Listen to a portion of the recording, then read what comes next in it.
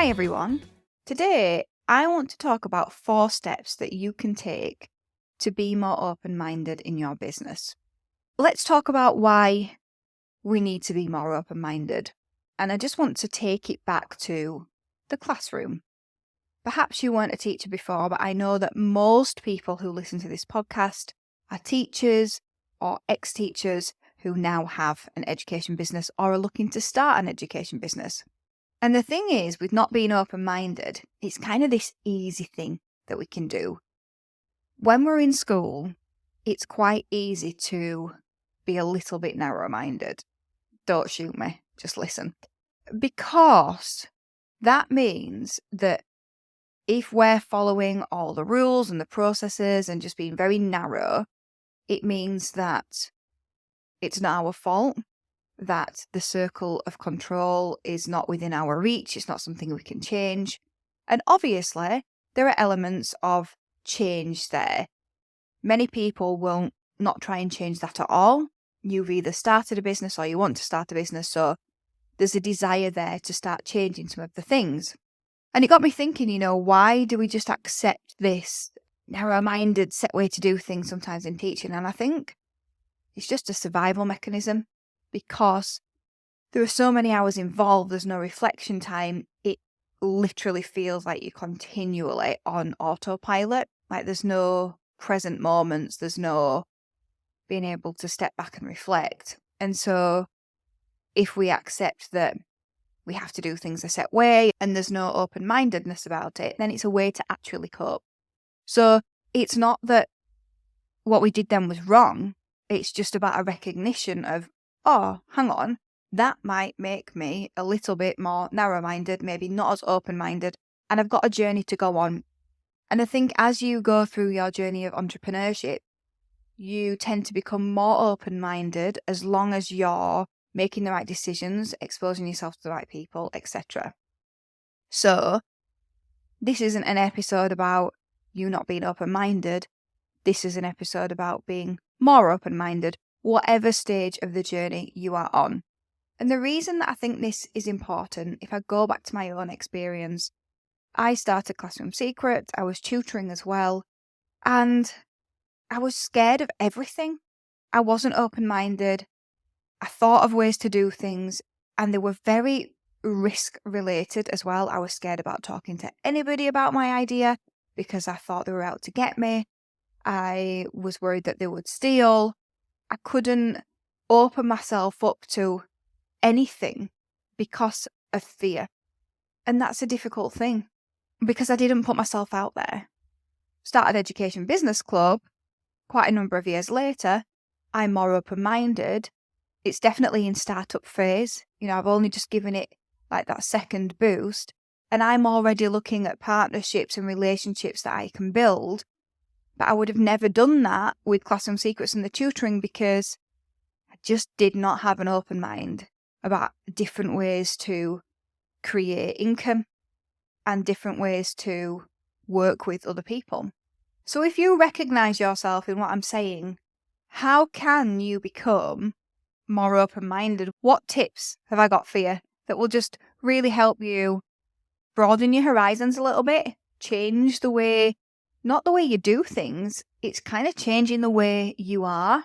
You've got to work on the inner you when it comes to being a little bit more open-minded in business. And you're doing this because you want your business to be more successful, you want your business to grow, and you want other people to be able to talk about your business in a positive way, especially if they're not clients, if they're other businesses in the sector, then that's really, really powerful. So number one, the first step is to actually talk to other businesses. So book some coffees in.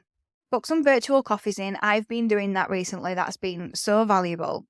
So one of my missions in 2024 is actually to meet 80 entrepreneurs, virtually or in person, who I haven't technically met before. And they have to be doing at least 7 figures. And one thing that I'm doing is writing down the lesson that I took from the conversation.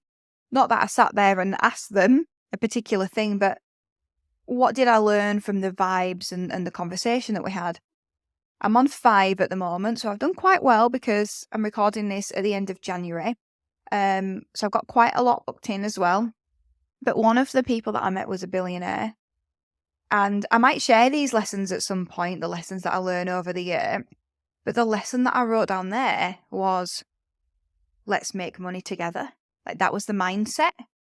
And it struck me how we're very different when we first start out in business, or we can be, if we're not open-minded, because we're worried. And it's very much, if you make money, I don't make money. And if I make money, you don't make money. And I'm not a bad person, so I don't want to stop you making money. But I also want the money. But is it bad to want the money? And you can just hear that, can't you, going around in your head? But that is not how this person thought. This person thought, let's make money together. You make money and I can make money. And that was really interesting, a really interesting lesson for me. And so I thought it was helpful to bring in when we talk about being more open-minded. So number one, talk to others with businesses.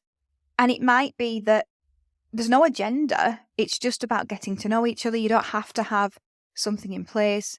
You don't have to have a reason as such to have this conversation. It's just about building relationships with other people who have businesses as well. And you might learn surprising things which will just help you to open your mind. So for example, if you are companies of a similar nature, say for example, your tutoring companies, perhaps you recruit students very differently. Maybe the person you're meeting recruits students in a way that you thought through and decided that you wouldn't do for X, Y, and Z reason. Now, depending on why that reason was, it might have been out of an integrity standpoint. So in which case you wouldn't want to try that out. But what happens if they did it in a way that you thought about, but you thought wouldn't work, but it would be more cost effective? And then you find out that's how they do it.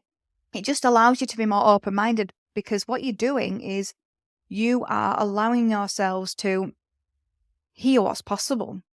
You're allowing yourself to hear what's possible and then try new things within the parameters of what's possible rather than within the parameters of what might be possible. So that's the first step. Second step, and it's linked to this as well, but listen to people's suggestions and stop yourself from saying, we've tried that, it won't work because, etc., etc., etc., until you pondered it for 3 days. And some of the suggestions might seem ridiculous, but I've really tried to do this, especially when I go to London. You know that I go to London every single month, and I'll sit round a table with 9 other entrepreneurs, and we will share problems in our businesses and challenges, and we will try and give support based on all of the experiences that we've had, and it's really, really valuable. And there is no one in my forum who has an education business background, and I know that education and business definitely collide at some points. But what I really try to do is just listen anyway.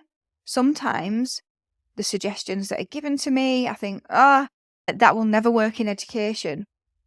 But I found myself trying to say instead, how could I make that work?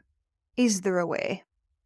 And, sometimes it doesn't end up going forward. There can be lots of moving parts, particularly when, you've grown a business to the size of Classroom Secrets. You've got so many more moving parts, and sometimes doing radical things can be quite tricky, but you should try anyway.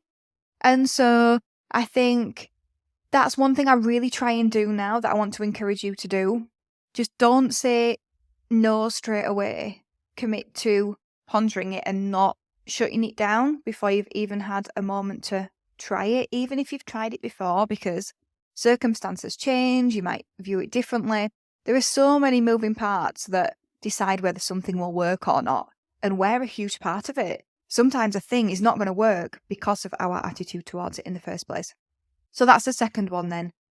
Listening to people's suggestions and stopping yourself from having a negative comment for 3 days while you just ponder the thoughts that they've given you. Number 3, attend events and or pay for mentorship. I know, you probably don't want to.